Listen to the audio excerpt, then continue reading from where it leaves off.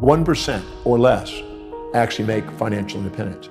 So that means 99% of the people are living in a delusion. And if you ask them what are they going to do if I gave them $10 million, what would they do with their life? I guarantee you 2 to 8 million of that will be spent in less than a minute. If you ask them what would they do if they had $10 million, they'd write down all the things. They'd buy that car, they'd buy that trip, they'd buy this. And it was all consumers, all depreciables, all devaluing. As long as they spend their money on depreciables and consumables, they really don't have a real desire for building wealth. They have to invest it and buy things that appreciate value if they want to be wealthy. First of all, you want to find out whatever you've done in your life, how it served you, how it served others, and clear out any shame and guilt. Then you want to sit down and ask, what is it that you're really going to do? Because you're not going to get wealthy unless you're serving people. And if you're not dedicated to serving people, you have a fantasy called wealth. You need to make sure that you really have a value on serving people. You need to have a value on wealth, because if you don't really have a value on wealth, you'll spend it. If you have more of a value on spending it than saving it and investing it, it's going to keep going out the window. Because the money circulates through the economy from those of value at least to those of value at most over time. So you have to value wealth building more than spending. You have to value serving people more than just taking.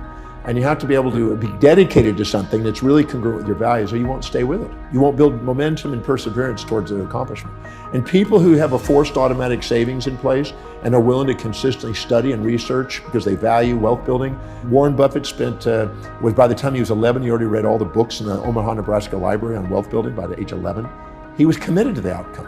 People are really committed to wealth building. They study it, they research it, they mentor under it, they apply it, they have forced savings and investment structures in place. They constantly are trying to serve people, and they want to build a business that lasts. What happens is every human being lives by a set of priorities, a set of values, things that are most important to least important in their life. Whenever they set goals that are congruent and aligned with their highest values, they become the most powerful and effective people they can be. This is when they're the most grateful, the most resilient. This is when they're most disciplined and most fulfilled in their life. Whenever they're living by lower values and trying to inject the values of others or minimize themselves and live by lower value systems, they procrastinate, hesitate, frustrate, and they become, you might say, victims of their history, not masters of their destiny. So you look at how people fill their space. You look at how they spend their time. You look at what they are disciplined about and focused on. You look at where they're most organized. You look at where they spend the most money. You look at what energizes them the most.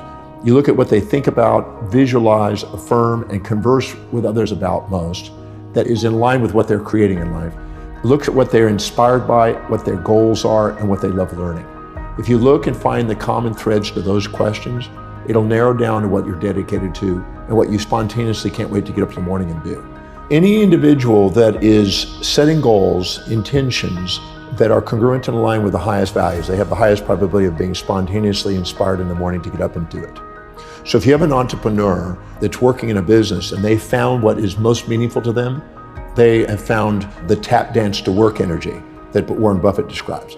As Bill Pollack, who owns Drake Corporation, told me, he says, since 1951, since I found out what I love doing, I've never worked a day since. Now, in addition to that, an entrepreneur also has to find out what their targeted market's highest values are to make sure that they're providing a service that meets those specific needs. So determining your own values and determining other people's values that you want to serve is an essential component, because you're here to be able to find something that serves other people, but it's also meaningful to you. If you find those two, you've got your niche. Now you've got exactly what you would love to get up in the morning and do, and you get to go and do what exactly people want, and you get to fulfill their life. Because everybody has a set of priorities, a set of values in their life, when you go down the list of values to lower values, you're less inspired, less fulfilled by doing them. You procrastinate in doing them. And what happens is you'll only do them if it's pleasurable, and if it's not, you'll give up.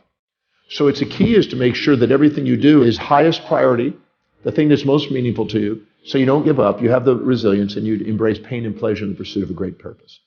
If you are not living by your highest values, because you're wanting to do it with pleasure only and you want to give up if it's pain, you'll need motivation all the time.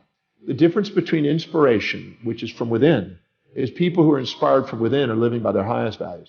And people that need motivation from without are people that haven't found that highest value and are living by lower values. And they need constant incentives and motivation and only pleasure to keep them going. So I'm not a motivational speaker, and I don't promote motivation, because I think motivation is a symptom more than a solution. The animal is always having an impulse for that which is prey and pleasure, and an instinct away from that which is pain and predator. So our animal nature needs motivation.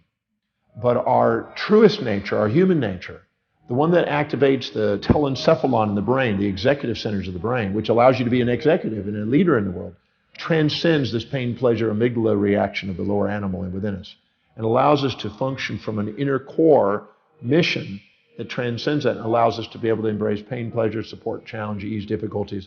Any complementary pair of opposites that you face along the way, you turn into on the way.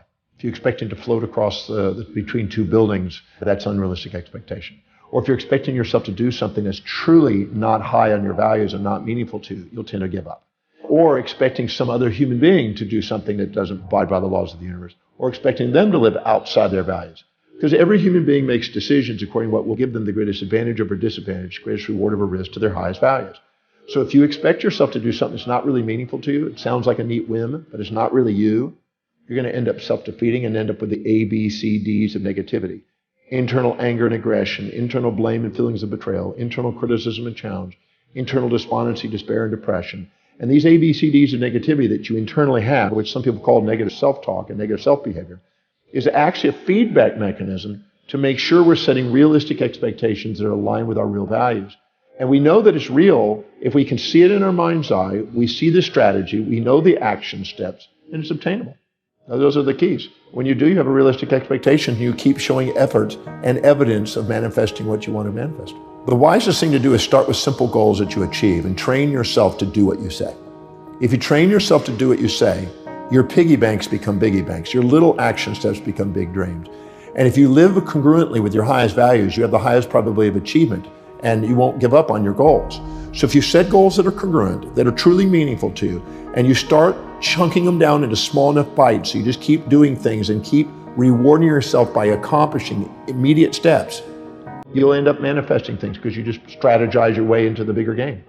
So I always say that if you chunk the big project down into small bites and then down to everything that's within a time horizon and within your vision to see and do, you'll get it. You just stay with it long enough. If you stay perseverant towards an objective and exemplify action every day towards your objective, sooner or later everybody else kind of dies out and you're at the top. You just got to stay with it. Well, procrastination is the result of three primary things. It's an unclear vision. It is an unchunked vision. It means you're taking on too big a chunk without bringing it down to small enough bites that you can go and get it done. And it's not linked to your highest values. If you take the objective that you have, you make sure it is abide by the laws of the universe, it's doable. You make sure it really matches your highest values so it's linked. And the way you know that is if you can rattle off the reasons why you can do it and how it will help you fulfill your mission fluently. Because if you're fluent, you're congruent. Then you basically make sure it's chunked down into small action steps you can do, and you micromanage until you've proven you can macromanage. That means you do it in just small baby steps every single day. If I do this, I'm one step closer. If I do this the next day, I do it one step closer. Break it down into such small steps that it's by the inch, it's a cinch. If you do, you won't procrastinate. Procrastinate means that you've unchunked it, unlinked it, and unclarified it.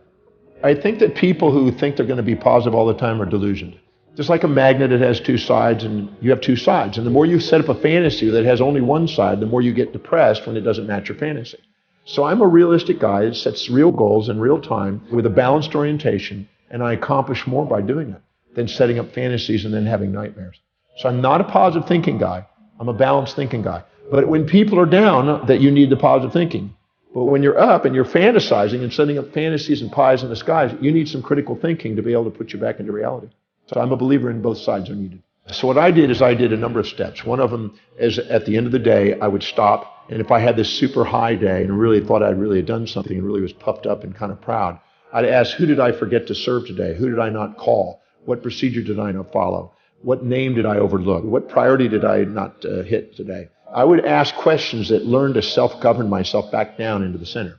And if I had a low day and I really thought, wow, what a real crazy day, I would ask, what did I accomplish? Who did I serve? What names did I remember? I would self-regulate. So I would neutralize myself and steady myself.